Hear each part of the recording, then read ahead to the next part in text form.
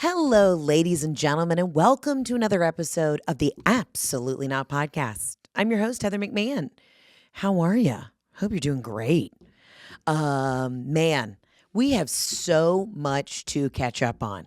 So many good things happened in the last 2 weeks. I am home. I am in my studio in Atlanta at my office. I'm surrounded by all of my tchotchkes, all of my wares, all my knickknacks, and I couldn't be happier.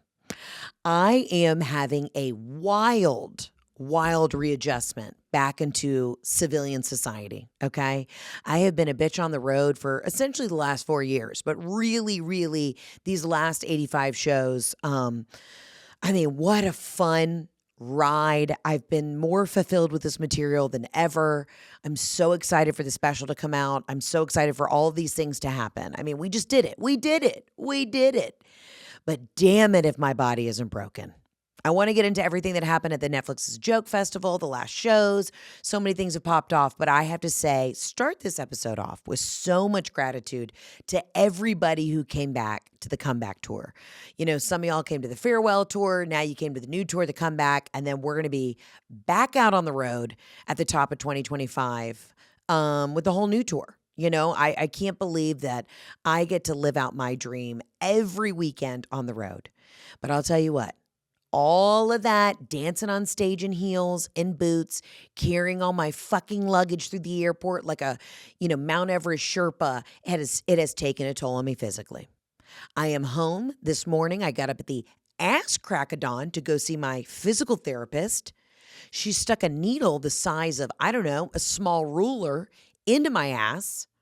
My leg is numb, okay? I just need y'all to know my sciatica right now is flared so bad, it's numb. Have you ever just been walking and your leg goes dead? I have a dead leg, okay? I have a literal not working limb. And I had to go get needled. I got needled, I got cupped, I got scraped, I got one elbow right there on the L5. I mean, I told her, and all these PTs are very thin women. I've never met a fat physical therapist. Okay, both of the PTs that I see at my place, shout out to Body and Balance, real thin. They're all soccer girls, and you know what I'm talking about. You know a particular soccer girl. Doesn't wear a lot of makeup, very naturally pretty, thin, smaller breasts, tiny little waist, loves a sensible shirt from the Gap, always has on a nice Adidas. They're not Nike girls. Soccer girls are Adidas girls. Some sort of like sensible windbreaker pant, stick straight hair, maybe a scrunchie if they're feeling frisky, and an Apple Watch. And if that doesn't scream, I'm a physical therapist who also played collegiate soccer, then I don't know what does. Kind of a middle part, but also a little to the side. Doesn't carry around a Stanley. No. She's got a Tervis tumbler, right? Right here. She's got a Tervis tumbler that just says soccer on it. That is a physical therapist. Drives a Lexus or a Mazda, but a sensible Lexus, not the white SUV. She's got the sedan. Or she has the souped up Mazda. Always in a gray, a sensible gray, because physical therapists know that if you get a car that's in green, it's an optical illusion to the other drivers on the road, and more accidents happen in green cars than gray cars. I'm just saying. Shout out to every person out there, though, who is in the physical therapy field. Y'all are doing the Lord's work. The amount of schooling, education, and actual physical one-on-one learning that you had to do in order to take a needle the size of this legal pad paper to stick right through my asshole. I just want to say thank you. Because without you, I couldn't walk. So I walked into the physical therapist's office this morning, ass crack of dawn, numb leg, just dead, just literally not handicapable, okay? Handicapped, not capable. And 45 minutes later, I'm walking out that door with a little pep in my step. And before we get into the recap of everything that we did over this last year on tour, I just want to say one of my goals for this time off, my summer break. It's not really summer break. I'm hopefully shooting a movie and some other shit, which is great. But with my time off is to fix my body. Because what's really been wild, and this is a great privilege problem to have, is, everyone says, oh, your career's a marathon, not a sprint. No, we've been in a dead wind sprint for the last, I'd say, year. Do you remember, because I was a soccer player, shout out to my soccer girls, when we would do conditioning, we'd do these things called suicides, and it was a ladder sprint. You'd have to run down to half court, then come back, then run down all the way to the court, and then come back, right? If you were doing indoor soccer training in the winter, you did these suicides, and it was awful. Everybody puked. Every single time there was somebody who puked. Look at me right now. I never puked. I didn't. Stomach of steel. I cried. Don't get me wrong. I would cry, but I never vomited. But that's, where was I going with this? That is what it has felt like the last, specifically 6 months. It's just been absolute chaos in the best, most beautiful way. But now my body is paying the price. And I'm like, I can't be this person. I talked about this like 6 months ago. When you get old and then everybody's got that uncle who it's always a bitch about the knee or the hip. And it's almost like you get in a negative downward spiral and you keep festering and like manifesting on this pain. I don't want to be that person. I want to fix the problem. I got to maintain the pain. And I want to move on and on to the next thing. So we're in a hyperbaric chamber of recovery right now. I'm going to do all the things. I'm going to try sulfuric mud baths. I'm going to go do the dry sauna. I'm going to take all the supplements. I'm going to draw some blood and, I don't know, give it to a small child if they need it. I am going to, get the back cracked, the neck snapped, the orthopedic massage, the sweetest massage, the deep tissue massage. I'm going to do the facials. I might get some filler. I might saw my teeth down. I don't know. It's not just about the outward. It's the inward. It's all of it.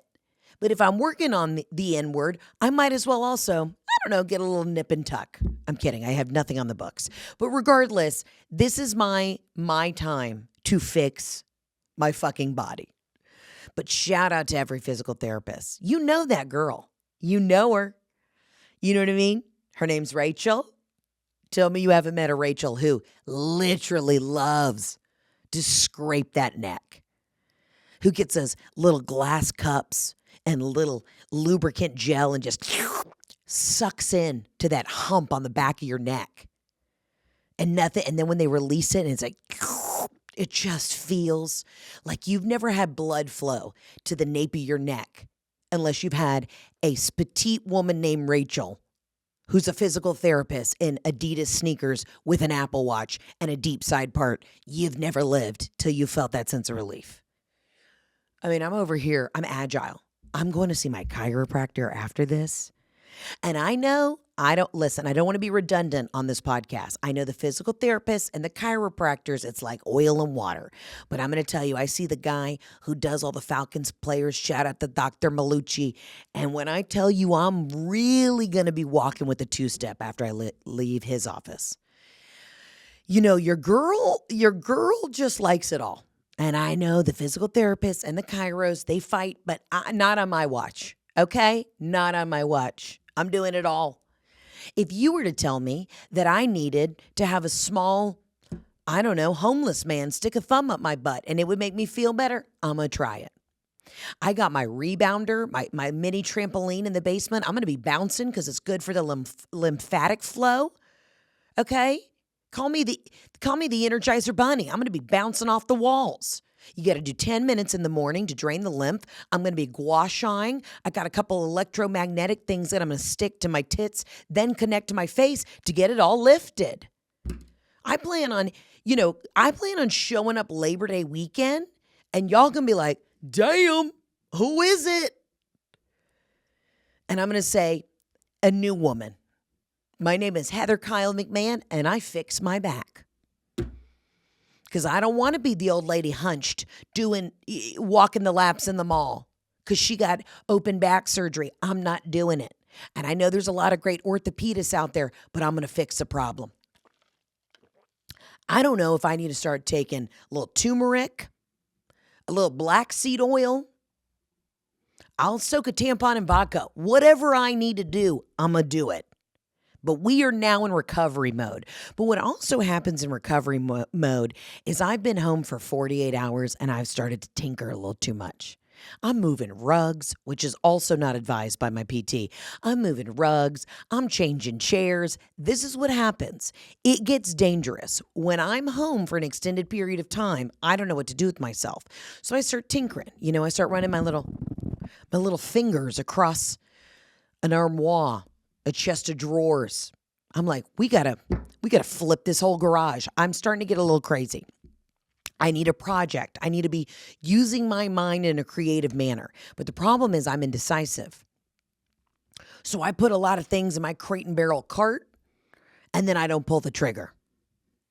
And it's a little dangerous. And now I'm getting aggressive emails from Crate and Barrel being like, are you buying this outdoor furniture? And I'm like, pump the brakes. I was on a gummy. So I'm starting to tinker. And Jeff last night looked at me after I had rearranged our shoes about 6 times. And he goes, you're tinkering. You're tinkering. And it's making me anxious. And I said, you're anxious. I'm spiraling. But I've got to learn how to just be calm in the calmness. I've just been in a dead suicide sprint the last 9 months. And now I got to be okay with just being a domestic goddess. I might make a lasagna later. I'll get bored 20 minutes into it. I asked some of y'all, let me pull this up real quick. I asked some of y'all on Instagram during one of my spirals, what do y'all do? What do you good civilians of America do? And let me show you let's just go through what some of y'all said you do. I said, what do y'all do at home? All right, a lot of degenerates here. Okay, some people said go to lunch. Make it a 4-hour lunch. I like that. Take a gummy, stare at the pool. I like that. My dear friend Alex Mullen said, in quotes, we're doing some redecorating. It's a McMahan story. She's known our family for so long. She knows how it goes. Alex knows when I start tankering around, here comes trouble. You'll see me at a Home Goods. I'll rent a U-Haul and just clear out the store and then take everything back to my house. I'll hate everything and then return it. Somebody said cry, purge and organize. Do a lot of vacuuming. Oh, I love vacuuming. Y'all, I took a small handheld vacuum to my fucking drapes and my lampshades the other day, and I've never been so horny in my life. People said exercise. I'm on the road to recovery. I'm going to get the steps in, but your girl also has to ice the back. Okay? Laundry, doing a lot of laundry. A lot of smoke. Most of y'all just said smoke weed. Clean. Color, that's it. That's what I'm doing. Thank you. Shout out to Sienna B, who suggested that. I think I need a color. I used to think people who got those adult coloring books were, I don't know, lowlifes, and now I get it. I think I need to do something. I said I was going to work on the boondoggles. I never followed through with that. I said I was maybe going to take up knitting. I never followed through with that. Maybe I start coloring because I got to quit looking at my phone. I'm panicked. I'm home. I should be relaxing, slowing down, recuperating in the hyperbaric chamber, getting my life right, fixing my body, mentally giving myself a break as a normal person fucking does. But then I get on the internet and I say, well, people are doing summer tours and I'm not. So what am I doing? So I need to not look at the TikToks, not look at the Instagram, and just hunker down and start coloring. That's what I need to do. I'm sorry. This is I should have just talked to a therapist and not had a worldwide podcast. But that's it. Your girl doesn't know how to marathon. She wins sprints. She wins sprints till the leg goes numb. And now I'm just walking around my house looking for dust bunnies and a problem to start. I'm looking for trouble. I went around and I started smelling Jeff the other day. I just said he was literally sitting at his desk working, like paying bills. And I got behind him and went, he said, what the fuck are you doing? I said, I just need to smell your neck. I just need to see what you smelled like. He's like, have I changed since you married me? I go, no, I just haven't been around a lot. And I'm just seeing what you smell like. Like I'm getting weird at the house. Macaroni and I the other morning were just mouth to mouth for about 20 minutes. Like I'm starting to get Grey Gardens, a little cuckoo. So I got to get up every day, have my action steps and my exercises, my PT, get the massage, do the things, go get the mask, do the LED, the infrared, all of it. And then I got to and then I got to get out of the house because I'm going to get nuts. Okay. Anyways, let's talk about these last 2 weeks in LA. It has been, dude, shout out to Netflix. They put on a great festival. Thank you for having me. Thank you so much to everybody who came out to see the tour. And I know a lot of y'all hadn't come to the Pantages last time, so I got a lot of DMs and people were like, Heather, we want to see the tour. So I did a mixture of the comeback tour, which was my tour. I wanted to finish it in LA.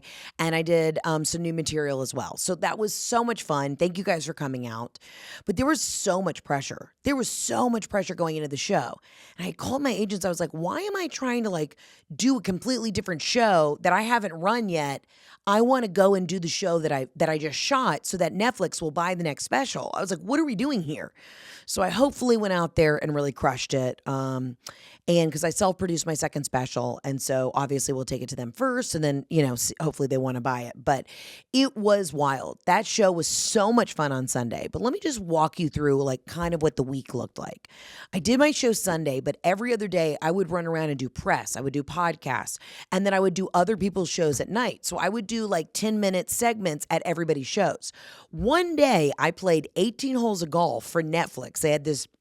They had activities every day. One day they had a 5K. Another day they had, what else? They had all these different sporting events, charity things. Well, I signed up for the golf. I got to play with my girl, Becky Robinson. Shout out to Becky. She's on tour this summer. So if you get a chance to see her, please go support your girl. She's fantastic. But we were out there Will Ferrell was out there. Anybody in the comedy world, you name them, they were there. And that was such an incredible experience. But I played 18 holes of golf. Then that night, I had to go do two shows I was originally signed up for. Then my agent calls and is like, hey, Gabrielle Iglesias needs you to pop in at the Palladium. It's an 11:45 show. I've been up since 5. And of course, I'm a game player. This is a suicide sprint. So what did I do? I said yes. So I went and did a show at the Largo. I did a show at the Comedy Store. And then I went and did a show at the Palladium. Now, I want you to know something right now. As a comedian, you obviously need to be a chameleon. But there's also just different demographics. I know women really eat my shit up. The gays eat my shit up. The guys have started coming. They're also enjoying it. I think that I'm a universal laugh to everybody. But when I went to go do Gabrielle Iglesias' show, when I tell you I walked out and it was just really,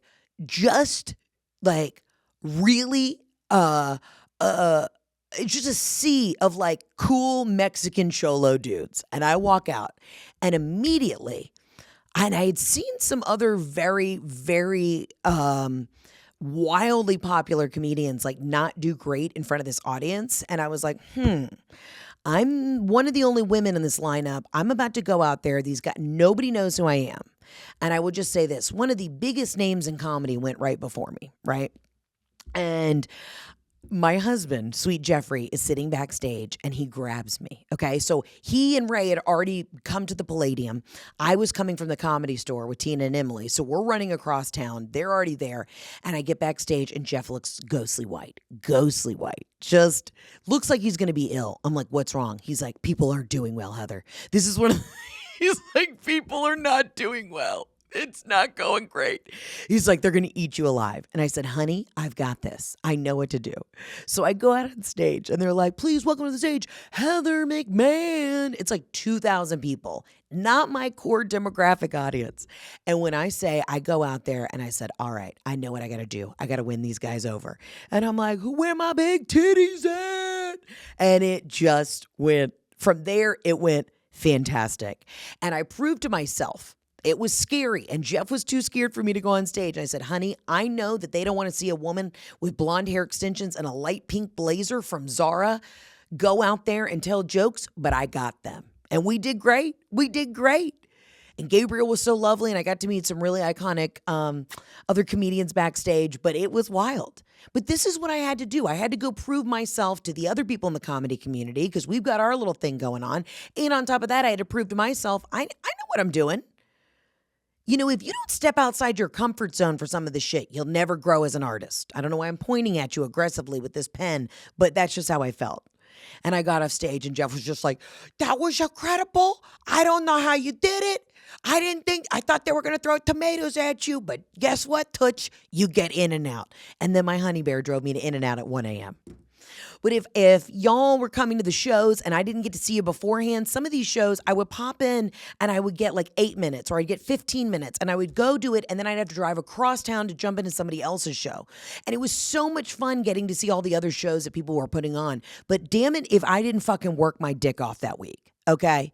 I really, in between that and the flared up sciatica, I had a dead leg. So not only did I have to drag my fucking broken leg on stage everywhere, and we were playing golf for Netflix, and a lovely gal came up to me and she said, Heather, I hope it's okay that I'm saying this, but the back of your leg looks swollen. And behind my kneecap was just a pool of fluid because I had so much inflammation from my sciatica or my dead leg or my meniscus or whatever the fuck's going on. And I just said, yep, you're right. And then about 5 people at one point were just lightly tapping on the back of my leg, watching this fluid move around. And I said, I don't know what to tell you guys. I'm shutting the fuck down. And then my agent calls as I'm getting fingered on the back of my leg. And she's like, you want to do another show tonight? And I'm like, put it on the books, baby. I mean, it was so much fun. But there was a moment where I saw the light at the end of the tunnel. And I said, I don't know if I can do it. But I said yes to every opportunity. And I know in Hollywood, it's such a power play to say no. But I was like, no, fuck this. I'm going to show them I can play every audience. I can go out there and do any type of show. And if you don't think I had some hot Mexican dudes DMing me later that night like, hey, girl with the pink blazer, love them dick jokes. I said, that's what's up. That's what's up, Poppy. Okay? You know what I mean? Like, I had to go in there. And even though everybody else was scared, I said, I got this. I know how to make men laugh. Don't you worry about me, baby. Had a great show with my buddy Dan Levy and Whitney Cummings and Hannah Berner. Did a great show at the Comedy Store called The Barbie Show with a bunch of female comedians, and we had a blast. It was just fun. We had so much fun. And then shout out, obviously, to the LA Dodgers who had me out for their big charity event on Wednesday night. That was the cherry on top of the sundae. And another audience. I went out to perform. I think I was one of the only women on the lineup. I think there was one gal who came. And I'm out there, and it's all hot Dodgers players. These guys are exhausted. They won the game that afternoon, and then they had to come sit for 3 hours in this theater for this charity event. It's a mixture of Dodgers players who are worth like together $20 billion. And then there's just Dodgers fans. Well, shout out to Freddie Freeman. I went out there and razzed him a little bit. He used to play on the Braves and then, obviously took the money and went to the Dodgers. But when I tell you I went out there and I razzed him a little bit, made some jokes. Everybody was in. And then I was like, but Atlanta misses you. And these Dodgers, the Dodgers fans were like, boo, fuck the Braves, boo. And then I was like, relax. We're going to be okay. And they're like, all right, show us your tits. And then I just really leaned over and showed them some tit. And then the fans were back on my side.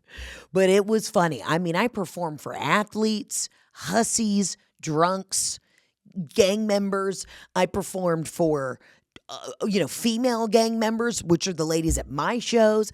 I performed for somebody who owned a Mercedes-Benz dealership. I performed firefighters. I performed for, elementary custodians. I did it all.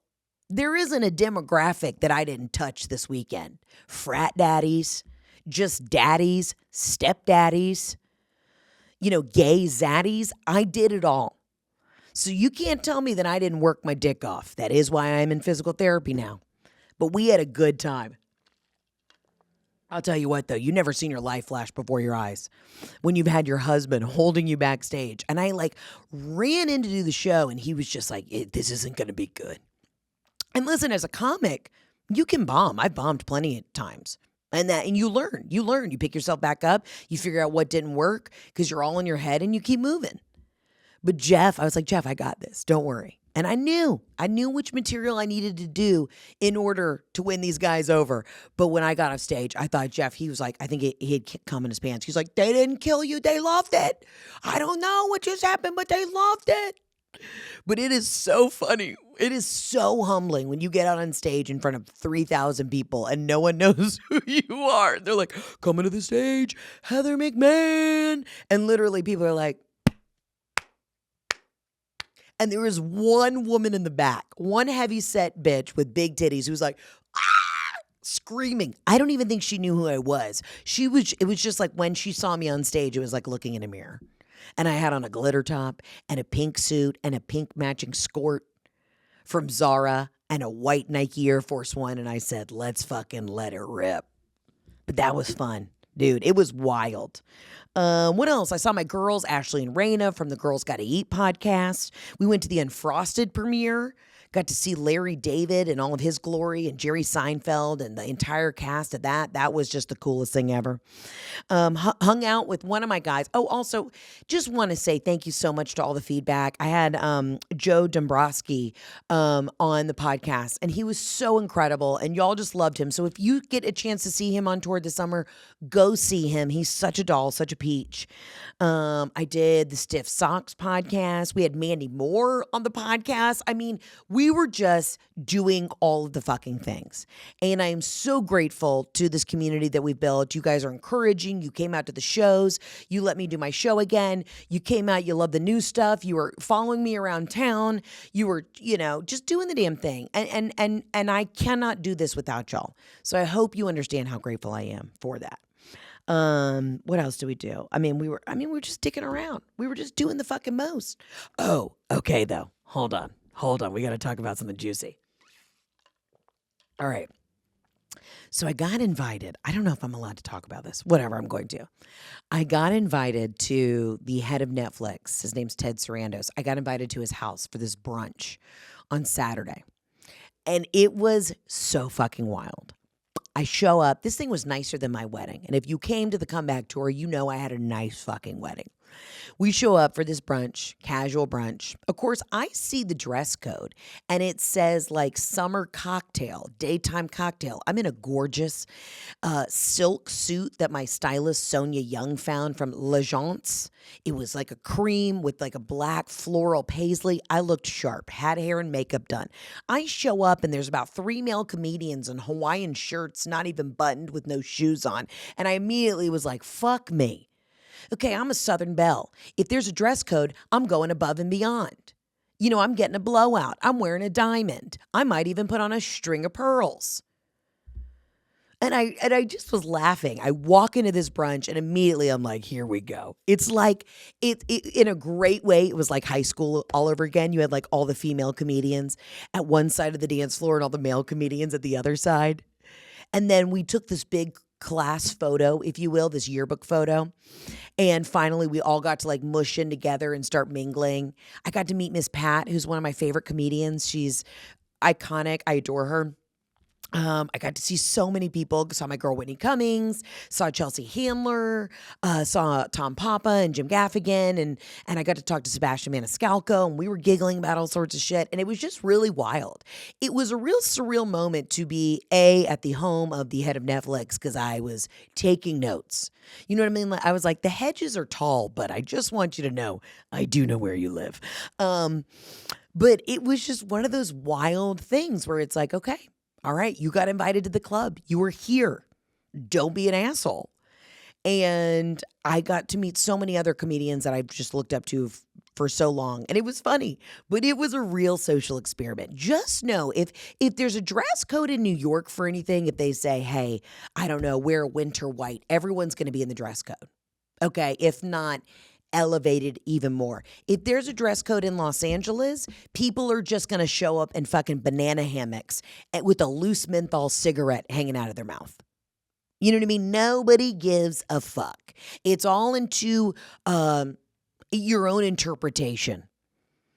So I, of course, looked like an absolute class act, but I could have worn Umbro shorts and a nice Birkenstock slide, and probably would have gotten more attention. Playing by the rules. And it reminded me, I was walking out of that brunch after meeting so many people and having such a great time and, so grateful to Ted for his hospitality and just thinking like, I've always kind of done it my own. I love to show up to the party in a silk press suit or a sequin dress. Like that's just who I am. And I had to remind myself the entire week because you're surrounded by so many other people in your field and it shouldn't be competitive. We all have different voices, point of view, but there's some moments where you're like, am I doing it as well as the next person? And that's just the nature of the game. And I said, I got to lean in. I love makeup. I love hoops. I love diamonds. I like spray tans. I like all this shit. And I'm not going to change who I am for somebody else. I ran into Nikki Glazer. It was the day of the brunch was the day right. I can't even talk today. Sorry. I ran into her 24 hours before she did this roast and we were chit-chatting and I adore her. And she's just like, we've been working on this so hard. I said, you're going to fucking crush. And damn it, Nikki, I hope you see this. I already said this to you at this Comedy Store, but you fucking did something for a bunch of other female comedians that nobody else has been able to do. You went out there and you fucking slayed and you crushed and you put all those boys to shame and we are forever grateful to you for it. And I saw you the night after the roast and I said, bitch, you fucking did that. She does not realize how important that was for the rest of us with loose vaginas over here. But she went out there and slayed. And I know she has a new special out, so always support women in comedy. She's the fucking tits. But we were standing around at one point at this brunch and I was talking to Whitney and some other gals and we were like, we got to start doing what the guys do. We all got to get together and like do jams together and support one another. And listen, people say that women don't want to be supportive in this business. I have not found that. I mean, not everyone's the warmest, but it only comes from a place of there's only been one or two girls on every lineup. So you kind of were always fighting for attention and time and stage time and all this shit. And now as we're all getting more opportunities, we got to fucking work together. But I told Nikki, I said, what you did when you went out there and fucking slayed and roasted all of those motherfuckers, you proved to everybody else what a bad bitch you are. And how women in comedy are fucking doing it. All right? So shout out to Nikki. Love my girl. Anyways, let's get into voicemails. But I just wanted to tell you, it has been such an absolutely wild couple weeks. And I got on that flight to come home and I just felt so incredibly proud of the work I had done. I felt so incredibly tired. I had so much dead weight with this leg that just doesn't work. And I just need to remind myself that like I've put in the work. I've put in the time. And being out there was a reminder that I deserve to be there just like everybody else. We all have a touch of imposter syndrome. But it also lit another fire under my ass to get even more excited about the next creative thing. And that's exciting, What am I talking about? I'm just over here rambling about my own existential crisis. But it's just so y'all kind of understand like how the business works. A lot of y'all found me through COVID and through the internet. But I'm a stand-up. Y'all will come up to me and be like, Heather, we saw you on the first tour. Well, then you should have come to the second tour because it's totally different material. And I know I have a lot of fans who are like new to comedy, stand-up in particular. So just know that when you see me going back out on the road, maybe this fall, I'm going to do some club shows, probably late summer. It's going to be all new material. I'm testing out all new stuff. It isn't the same show. Sometimes I do feel like I just got to remind everybody. But I don't know if I'm allowed. Well, we've already teased it.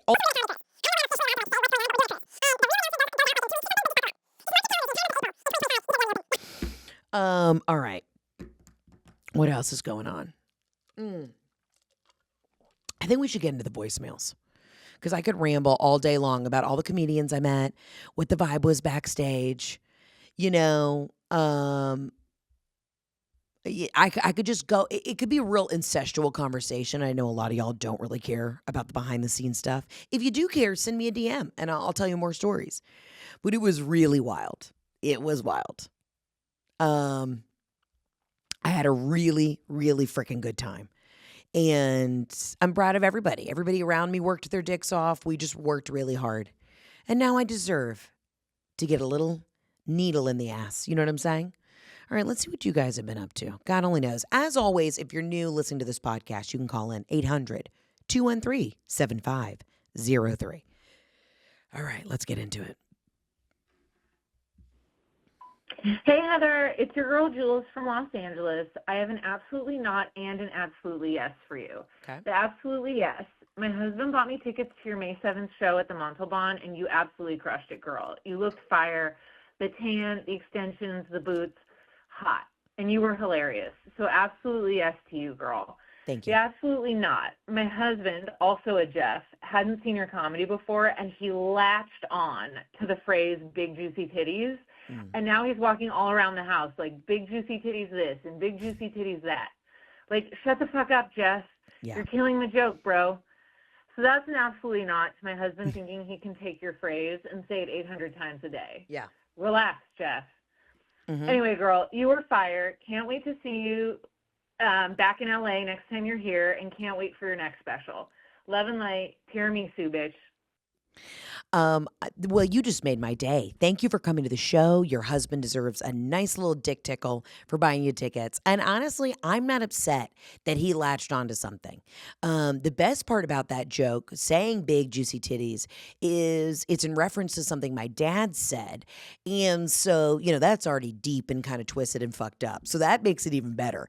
I love a big juicy titty. Maybe because I'm Southern, we describe any sort of, it could be any body part, but we always add a little chicken element to it. You know what I mean? And when I describe a sandwich, I'm like, that's a juicy, tender chicken. So if I'm going to describe a titty, it's got to be big and juicy. You know what I mean? You can tell when they're moisturized, they're a little supple, they got a nice grip to them. If you had to dip it in honey mustard, you'd be able to get a handful of it, and you'd have minimal sauce on your fingers because there's enough meat there to really get into that little cup of sauce. Do you know what I'm saying? I mean, there's a difference between a titty and a big juicy titty. Right now, I am, pre-PMS. I'm PMSing, so my titties are juicy. They are full. Every woman knows that feeling right before you start your period. Your areolas are a little flush. The nips are a little out. They're just a little pop. The breasts are just engorged, if you will. Also, another word I love. We don't say engorged enough. A lot of things can be engorged. People don't like moist. Get mature. These people who are like, I hate the word moist. Get a life. Unbelievable. Again, juicy, moist. I'm talking about chicken here. I am also talking about breasts. A moist areola. Nothing better. You're out in Italy under the Sicilian sun, a little moisture around the nip region because you're not wearing a bra and a linen dress, drinking Aperol Spritz, smoking a Capri, just living your best life. That's a moist titty. And there's nothing to be ashamed of. So I love it. I love big, juicy. And maybe because my mom's a chef, I've always just been very expressive. And just been very expressive with the way I describe food. I told you I did that mukbang, and I was just doing it for shits and giggles. I didn't even really know what it was. And the feedback I got was, y'all want more. So you know what I'm going to give you? Exactly what you wanted. Let's do a little quick mukbang with this ice water. Can you hear that? It's that good crunchy ice I brought from home. So I love it. I love when the guys come and they have a fucking blast. Comedy's fun. It's supposed to be fun for everybody. It's not just for the gals and the gays. It's also for the guys. Half my, new special is me explaining to the guys why we're upset in a very connected way. I love a big juicy titty, though. Speaking of big juicy titties, I got to take this sweatshirt off. Shout out to Ghost Dye. Hold on. She made me a sweatshirt with all my dogs on it. Hold on. I got to take this off. Oh, my God, I'm sweating. Okay, hold on. Oh, geez. Give me a sec. Oh, God, that soreness from where my PT just stuck a bunch of needles right into my traps. Do you know you can Botox your traps? She said that might also help with severe neck pain, too. Botoxing my traps. I don't know if it would make them smaller. To me, that seems like a real double-edged sword because then your muscles would like atrophy. But she stuck a dry needle in my trap, and oh my God, now I'm getting sore. I can't wait to get out of here and go to the chiropractor. Again, wellness. It's the month of wellness. And if you guys have any other tips and tricks, by all means, slide into my DMs. I see this great functional medicine doctor. Shout out to Dr. Christian Oja. And she put me on some stuff, and I was doing some research on one of these supplements I'm taking, and it runs the gamut. It can help you stop drinking alcohol, to helping you with inflammation, to helping if you have long haul COVID. So of course I was doing a little WebMDing about this thing she's going to put me on, which is kind of like an antihistamine and anti-inflammation because my inflammation levels are high.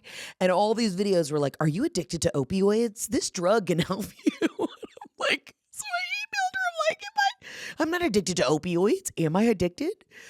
But she's like, no, it's also great for inflammation if you take low doses of it. I'm like, all right, because I just want you to know. I still fuck with the opioids. All right, let's get to the next voicemail now. Don't know why I said that. Don't know why I said that. All right, here we go. Hey, Heather, it's Lori from North Carolina. Lori. Just calling to have absolutely not on Mother's Day here. Absolutely not to spackle, which is a word that I made up because when my husband shits, it's like spackle. So it's actually shackle. It's called shackle. But I've never seen anything in my life that I'm entertaining all these people, and I have to run around the house and clean the toilets because when he uses the bathroom, his shit is like cement on the side of the toilet. I mean, I don't get it. I don't understand how that happens. That is never, I'm 58 years old. I've never in my life had that happen. But that's every time he goes to the bathroom, that happens. Mm-hmm. And then sometimes I forget and guests come over and there's fucking shackle in the toilet. And it's very embarrassing. And it takes scrubbing. And it's Mother's Day. And I'm going to have to deal with that today. You know, I don't have it. There's no words for this, really. I've been married for like 34 years. And if anything's going to take us down, it's going to be this. So love you, girl. Bye. Lori, thank you so much for calling. Oh, sorry. Lori, thank you so much for calling. Shout out to Lori in North Carolina. Happy Mother's Day. Happy Mother's Day to everybody out there. All the moms, all the stepmoms, all the baby mamas, all of it. If you got anything that you take care of, a cat mom, a dog mom, an iguana mom, you know, this is your week, and we're grateful for you. Lori, I hear you on this. Let's break down the bathroom etiquette that men just don't seem to understand. Now, I have had a shackle before. I'm on a strong gut flora regimen, really trying to pump through and get that gut biome to really be a utopic society. So I hear you. But with that comes some days you don't shit and some days you're shitting all day.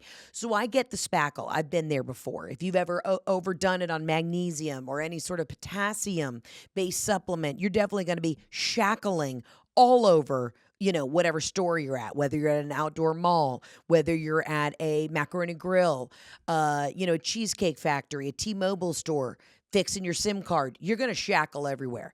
But I hear you. It is wild to me, too, when my husband goes to the bathroom. He sprays so much air freshener. And I have tried to explain it to him. You need one squirt. I get the nice concentrated poopery, or I get the stuff from Trader Joe's. It's a knockoff version. It's a little essential oil, like a nice orange essential oil or lemon. It's potent. One spritz. Light a match when you're done. Cleanses the air. This motherfucker somehow pulls out an old bottle of Febreze. Y'all, Febreze, I haven't touched a Febreze in 15 years, okay? It's chock full of chemicals. This guy will just shh, as if he is pressure washing the walls with some sort of wildflower and scented Febreze, or it's like cotton scent, which is just nauseating. It's always like a powdery, airy cotton scent. And I'll hear him. This is what's wild also too about being married. Like, whatever. You'll have a full conversation. Oh, I'm losing light. Oh, what happened to my lights? Oh, hold on, guys. Give me 1 second. Sorry about that. 4:45. Okay, hold on. Sorry about that. My lights in my office just went off. It was probably the ghost in here being like, shut the fuck up. Nobody wants to hear about this. But I'll hear my husband. This is what's wild about being married. I will have full conversations outside of the bathroom with my husband. And not that I want to, but he's like, let's finish up this conversation, but I got to shit. That's just how that goes. We're pretty open, but also private people. Like, he knows we have 13 bathrooms in this house. Like, there's plenty of places you can go do. Okay, do your thing. I respect your privacy. But what is wild to me is we could have guests over. We could have a dinner party. And my husband will choose to do in the downstairs powder room that is shared by all the guests. He doesn't go up to our room, the guest bedroom, the office. He could take a dump in my mom's room, the downstairs office, the downstairs bathroom in the basement. My husband will get up from a dinner party and sit for 45 minutes in the downstairs bathroom where we can hear everything. And it boils my blood. I'm like, for your own sense of privacy, and I don't know, a shame, are you not going to go upstairs? I don't know if it's like something like a territorial thing where he just needs to let everybody know that, like, this is my house. You know, it's really even not. It's Robin's house. It's her house technically. And I mean, Robin can crop dust that whole kitchen, and she does most days. And if she did, I'd say, do your thing, mark your territory. But I keep telling Jeff, we have 13 bathrooms. We have 6 guests at this house right now trying to enjoy, I don't know, a sushi night. And you're over here just tearing up the local toilet? And it's the shh, shh, shh. And I hear it and I will scream, 1 squirt, Jeff, 1 squirt. I don't even know where he gets this cotton Febreze from. And then the entire house is just permeating with this powdery scent. It's like you might as well have done an 8-ball. That's how thick that feeling is in the back of your throat. And it doesn't help the doo-doo. It does not help it. It actually makes it linger longer. So I don't know what to tell you, Lori, because I'm right there with you. It is wild to me, the bathroom etiquette on some of these men. I think it's a territorial thing. I think if we were really to look at this and we were all in the wild, you know, they say, does a bear shit in the woods? That was my dad's favorite catchphrase. If he wanted to say, like, okay, come on, is the Pope Catholic? Does a bear shit in the woods? Yeah, they do. And that big dog bear is Lori's husband and my husband. And they're shackling all over the damn house just to let everybody know this is their crib. Did you see that thing that was going on? I was going around online, and people were asking, like, would you rather be stuck in the woods with a man or a bear? And 90% of women were like, oh, a bear. Yeah, hands down. I would much rather be stuck in the woods with a random bear and have to fight for my life than with a man. Much bigger threat. Much bigger threat. Jeff keeps wanting to go on safari. That's just like lifetime goal trip that we want to do before we have kids. And just, this is our like bucket list trip. So I've been looking into it, trying to find the right time, was going to try and surprise him, coordinating with some of our other friends that want to go. And I just imagine, like, this will be my moment in the Serengeti on the back of a truck, watching these beautiful wild cats, because that's like my deep fantasy of watching these cats out in their natural habitat, at some preservation, giving back, you know, just seeing these wild cats. And Jeff will be as manly and as strong as he is.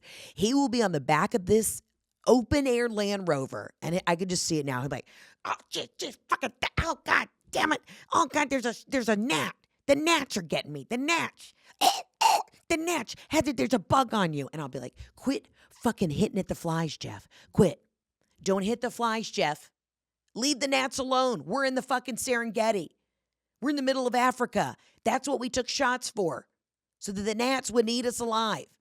And he'll be, you know, He won't be able to stand still in this open air Land Rover, and one of these wild cats is going to see him causing a commotion over the fucking flies because he's dramatic about everything. And then that cat is going to turn its head and look directly at us and pounce onto the open air Land Rover and rip our skulls apart. I think about that on a daily basis. And as I have been talking to our friend Whitney, who does all of my, big luxury travel, I was like, Whitney, I need to just put Jeff in the back of one of these because I want you to know I will probably die on this safari. And there's been a lot of videos on TikTok recently of people on safaris and the elephants charge the van. There's a hyena on the back hanging on to that extra tire on the back of the Land Rover, just like,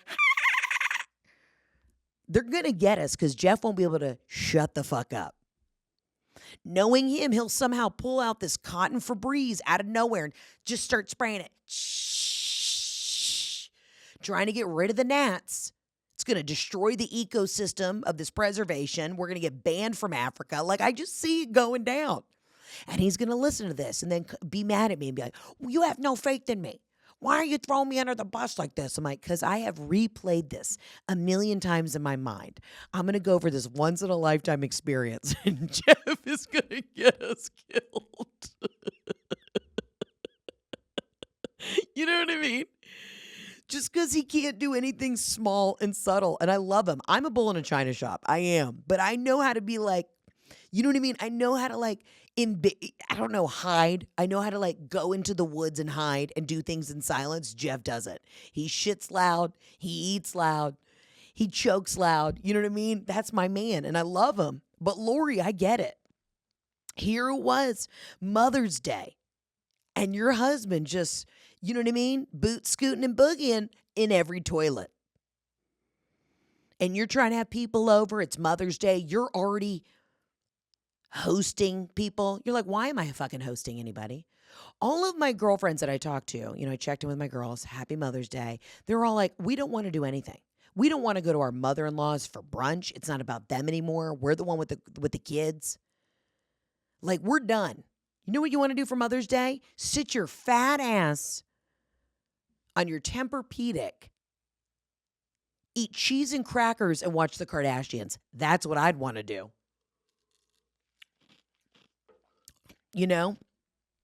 I took Robin for sushi. We left Jeff home so he could watch the Rangers game. We FaceTime my sister while she's in Mexico. I said, Mom, what do you want to do for Mother's Day? She goes, I hate going out on Mother's Day. I hate it. She never likes to go out. We always go out the night before. I said this last time. Everyone's stressed.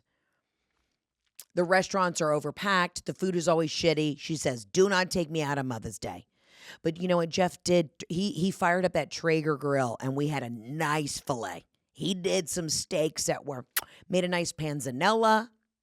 So he does have redeeming qualities, but I do laugh all the time, out loud to myself. I imagine me planning this epic trip to Africa, and we will get eaten by a cat. And if that's the way I go, that's the way I go. But I just want you to know it's not because of me. It will be because Jeff is trying to swat away flies.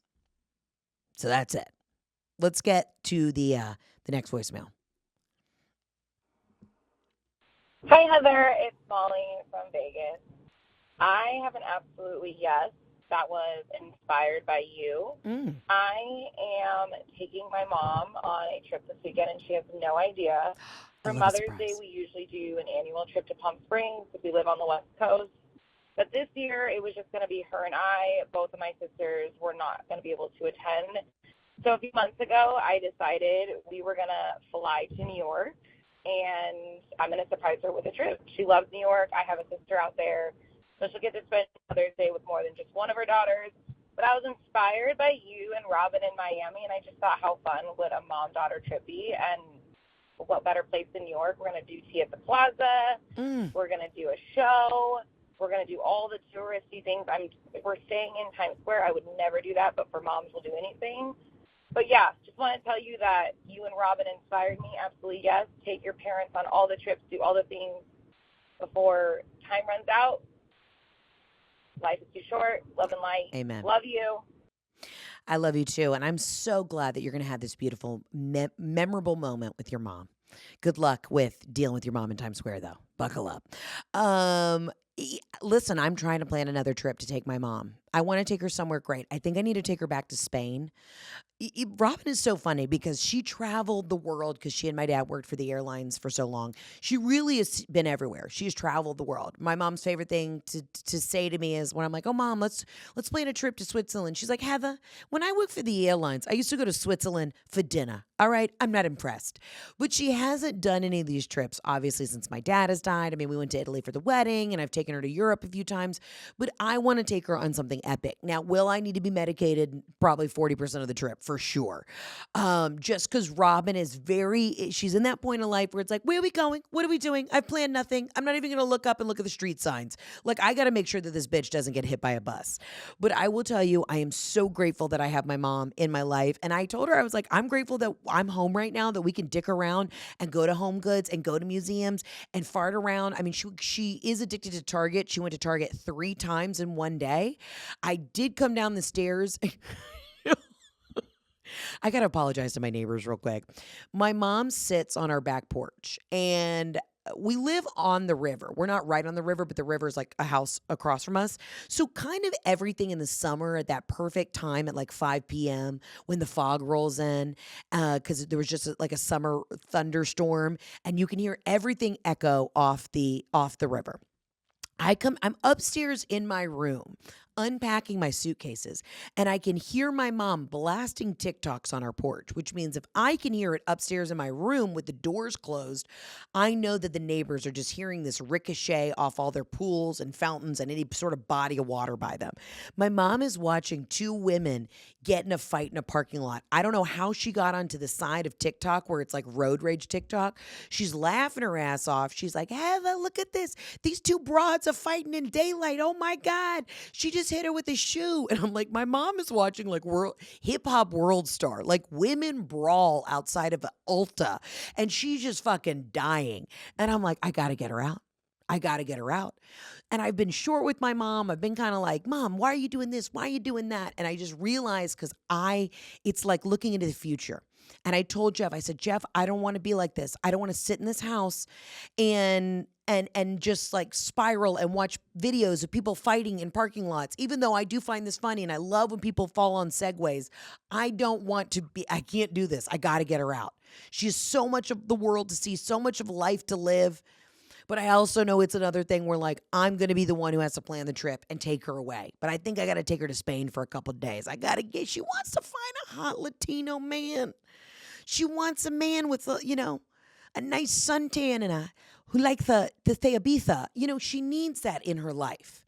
But I know that I got to do it. And that's it. But listen, all of that to be said, we only have so much time with our parents. Plan these trips now. You can handle 48 hours with her in New York. She's going to ask you where you're going 65 times. Just go ahead and buy the tickets to the shows. Don't give her an option. This is what you got to do. You got to kidnap these boomers. And don't give them an option. Just tell them, this is where we're going. This is what we're doing. We're going to have fucking fun. Because when I get my mom out into the world, it is wild. She's like a totally different person. When she's stuck in the confines of our gated community and just does the little loop to our country club and farting around town at the Home Goods, it's like I don't know who this person is. When she is out, when we were in Miami, I've never fucking laughed so hard. I mean, my mom's the best. I love her and I'm so grateful that I have her in my life. But I'm just like, I gotta get this broad out. And I also want to say, if it's Mother's Day and y'all are without your moms, trust me, I get it.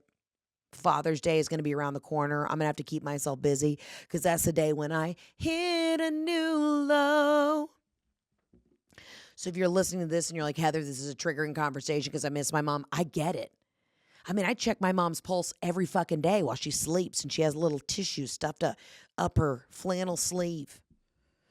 I check the pulse. I said, I can't be an orphan. I already lost one parent. Oh my God. You know what I mean? I smell her like I do my dogs, like I did Jeff. I've just been walking around smelling my family members. My mom's like, what are you doing? Let me watch my TikToks. I'm like, I just missed your scent.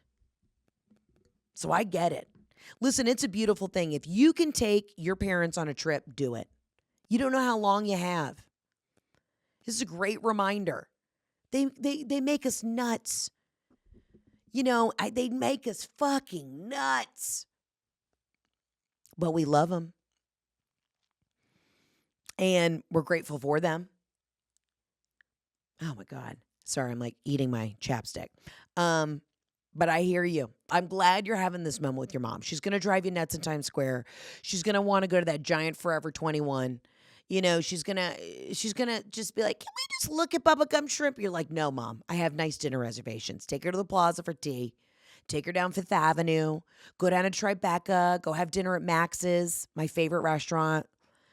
You know, maybe go to the Bowery for a drink. See the sights, do the thing. But take Mom to a show. And if you don't have your mom, take your dad to a show. And if you don't have your dad, take a sibling to a show. And then if you hate everyone in your fucking family, take yourself to a day at the spa because you deserve it." But you know what? As crazy as everything is, as crazy as we're all wrapping up the school year, going into the summer, it's like go, go, go, go, go. Take the time now, if you can, to hug the people that you love. Smell them a little bit. Get that scent. Just go. Tell them to put down the iPad, turn off the Fox News, and hey, let's go for a walk. I needed to hear this. I need to slow down. I say this as I'm also going to be, I would love to take my mom on safari. She has no desire to go. She's like, Africa, animals, what am I going to do? Malaria. Like, you know what I mean? She's just unimpressed. And I'm like looking at these lodges where, I mean, it's like creme de la creme. I'm trying to take her on this trip. She's like, please. I'm just trying to get dick down in Spain. So I'm like, listen, bitch, I'll take your ass to San Sebastian. All right. You can find some nice older surfer who could take you to Michelin star restaurant. Give me a fucking break. Cape Town, too far. I want to bring her to Australia. Too far. Spain? She knows there's some hot dick in Spain, so she's getting excited. But I also got to plan this trip. Anyways, that's where we're at. This was a nice voicemail to end on. I just want to remind you guys, take time. Be with the people that you love. Go get an infrared sauna. Go get dry needled. You know, hug your chiropractor. Go get a massage. We're not going to be able to fix everything overnight. But if we can do one thing, even if you take a fucking hour for yourself, draw a bubble bath. Turn on some vapid, shallow 90-day fiancé bullshit, smoke a joint, and chill the fuck out. We've already done enough this year. We're doing the fucking most. Give yourself some grace. Maybe call an old cousin who you think might have a drinking problem and be like, "See you at the bar, bitch." That's where we're at. I love you. I mean it. I'm going to be back next week. We're also going to be bringing some incredible guests this summer, so get excited. We're only just getting started. I'm going to have tons of time to dick around on the podcast. But I want to say thank you to every single person who came out to the comeback tour. I'm very excited to announce when the special is going to be out. I'll have more information on the comedy cruise. And we're going to keep trucking because God is good and we're doing it. But I want to thank you guys for being here from the beginning. It means the world to me. All right, before I get emotional, I love you. I mean it. I'll see you on the next episode of the Absolutely Not Podcast. Ciao, Bella. Arrivederci. Bye.